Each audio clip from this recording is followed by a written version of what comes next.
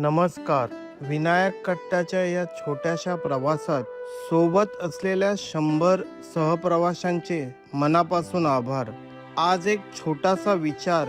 काही गोष्टी दुरून बघायला सुंदर वाटतात, पण त्यांना समजून घ्यायचं असेल तर त्यांच्यात उतरावं लागते.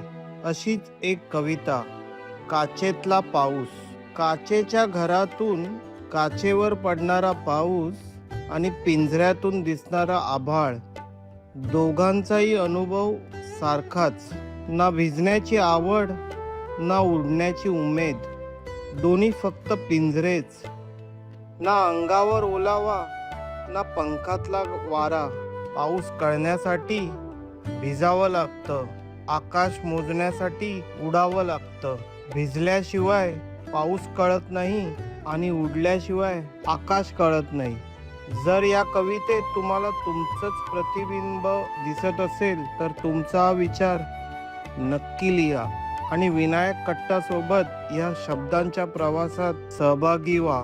कारण पाऊस समजण्यासाठी भिजावं लागतं आणि माणूस समजण्यासाठी मन उघडावं लागतं. पुन्हा भेटू एका नव्या कथेसोबत, एका नव्या कवितेसोबत.